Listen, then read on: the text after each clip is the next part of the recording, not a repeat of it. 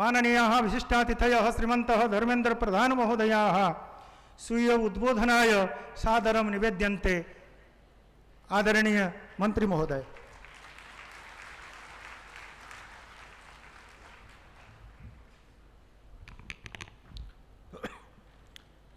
नमस्कार। लाल बहादुर शास्त्री राष्ट्रीय संस्कृत विश्वविद्यालय की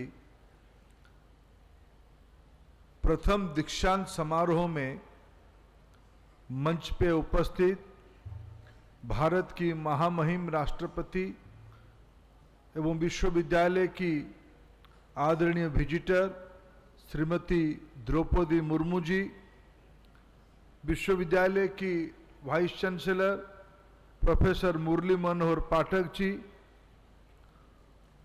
विश्वविद्यालय की सभी प्राध्यापक, छात्र तथा अन्य कर्मचारी मित्रगण,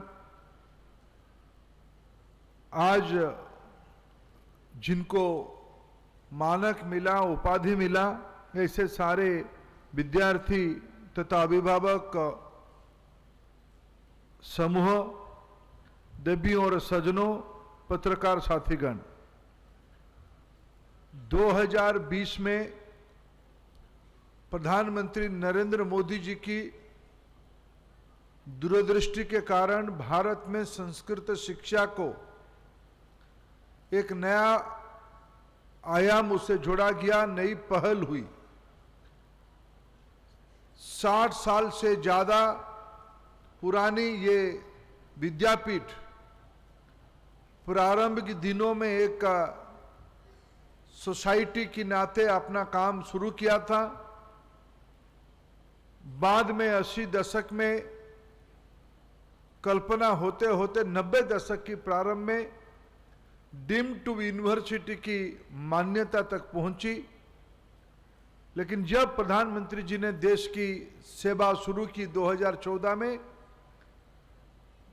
भारतीय मूल ज्ञान भंडार को, जिसकी कुंजी संस्कृत भाषा के अंदर है, उसको एक नई गति देने के लिए, उसको स्वतंत्रता देने के लिए मोदी जी की सरकार ने भारत की 3 संस्कृत विश्वविद्यालय की पुनर्रचना की। मैं शब्द लगा रहा हूं पुनर्रचना। पहले से ही पठन पाठन और अनुसंधान की काम हो रहा था, लेकिन कुछ हर्डल्स होते थे, कुछ दिक्कतें रहती थी। उसको 2020 से स्वतंत्रता देके विश्वविद्यालय की मान्यता दी गई। इसीलिए आज एक सुखद परिस्थिति आई। भारत की परम आदरणीय राष्ट्रपति महोदया जी ने अपने स्वीकृति प्रदान की। लाल बहादुर शास्त्री राष्ट्रीय संस्कृत विश्वविद्यालय की पहला दीक्षांत समारोह में अपना आज हम सभी को मार्गदर्शन करने के लिए उपस्थित हैं। मैं भारत सरकार की ओर से, शिक्षा विभाग की ओर से आदरणीय राष्ट्रपति जी का आभार प्रकट करता हूं। बहुत बहुत धन्यवाद आपकी उपस्थिति का। मित्रों, हम सभी लोग महामहिम राष्ट्रपति जी के मार्गदर्शन के लिए उत्सुकता के साथ यहां उपस्थित है। मेरा विश्वविद्यालय की मित्रों को, अधिकारी मित्रों को पहले निवेदन रहेगा, कम से कम अगले साल से, और दुनिया में कोरोना आने वाला नहीं है, कोई दिक्कत नहीं होगा, लेकिन इसको प्रति वर्ष आप नियमित रूप में इस दीक्षांत समारोह को निरंतर करते रहिए, तो विद्यार्थियों में उसकी उत्साह बना रहेगा। आज मैं जब आपके सामने यहाँ 2 शब्द कहने के लिए उपस्थित हूँ, मैं 2-3 विषय मेरे मन में आ रहा है कहने के लिए।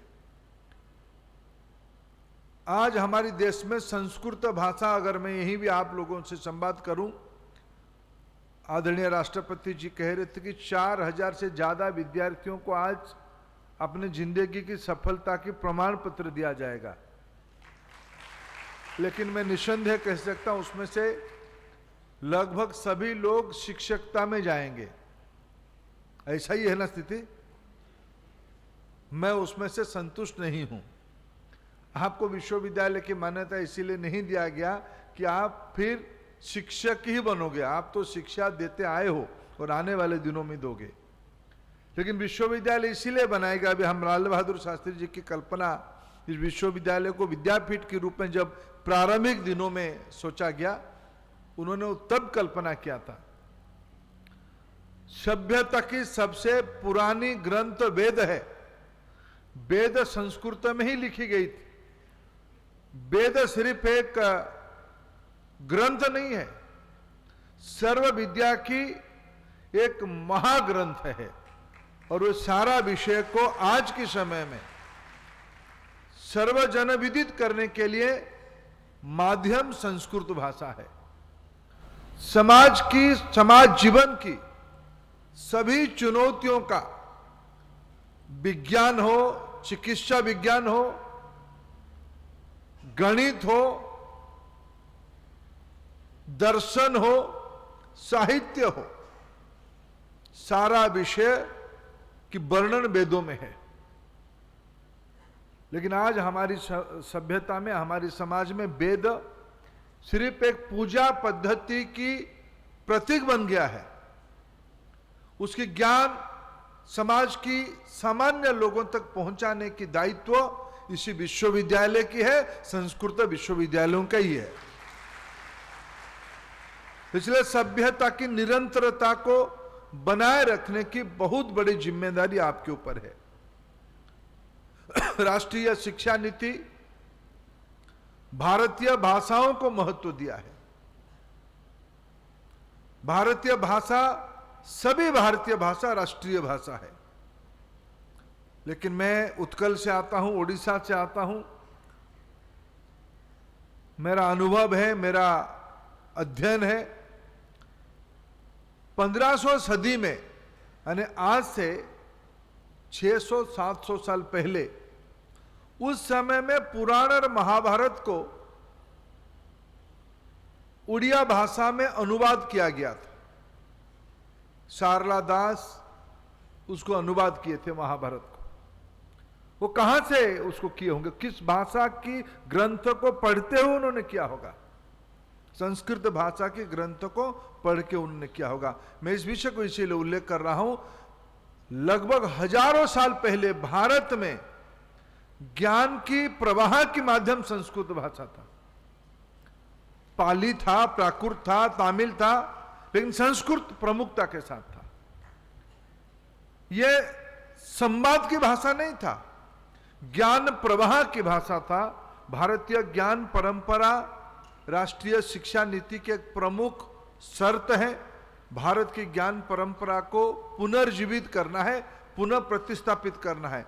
सिर्फ कर्मकांड और पूजा रिचुअल्स तक सीमित नहीं करना है। आज के समय में उसको सामूहिक बनाना है, सांप्रतिक बनाना है, कॉन्टेम्पररी बनानी है, टेक्नोलॉजी के साथ जोड़ना है। सिर्फ कंप्यूटर में प्रोग्रामर बना के, कोडर बना के चीजों को संस्कृत भाषा में अनुवाद लायक बना देना शायद यह पर्याप्त नहीं है। विश्वविद्यालय की काम है। चिकित्सा शास्त्र में चरक और सुश्रुत ने क्या माध्यम अपनाया था, उसको आज के समय में, उपचार तो तब भी होते थे, सर्जरी तब भी हुए थे, लेकिन यह सिर्फ विश्वास है या प्रमाण है? यह अनुसंधान के काम विश्वविद्यालय की है। शिक्षक बनिए, बड़े कामों के शिक्षक बनिए। चलो अभी बेस बन रहा है, ठीक है, अभी ये करते रहिए, लेकिन इसको और गहराई से और पीछे तक जाने की, हजारों साल की सभ्यता को, इसलिए हमारे पास कुछ चीज है, इसलिए हम टिके हैं। मित्रों, मेरे दृष्टि से मैं अंत में कहूं, आज विश्व की चुनौती है भाव की आदान प्रदान करना। मैं मानता हूं सबसे वैज्ञानिक भाव की पाणिनि ने, संस्कृत की व्याकरण की विद्वान पाणिनि ने जब इसको कल्पना किया था, सिर्फ एक संवाद की विषय स्थापित नहीं किया था, व्याकरण इसीलिए नहीं बनाया था। सारे भाषाओं को थोड़ा, भारत की सारे भाषाओं को थोड़ा सूक्ष्मता से देखिए, हम कुछ हद तक कह सकते हैं उर्दू को भी देखिए, सारे भाषाओं में सूक्ष्मता से देखिए, ये संस्कृत आधारित है।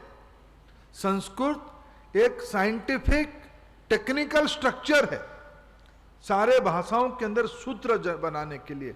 आज आवश्यकता है संस्कृत को एक नया दृष्टि से पढ़ना और पढ़ाना, और विशेष करके उसमें से समसामयिक अनुसंधान करना। ये सारा विषय में इस विश्वविद्यालय और ऊंचाई तक पहुंचे छात्रों की अनुसंधान की दृष्टि बड़ा हो, ये सभी का दायित्व है।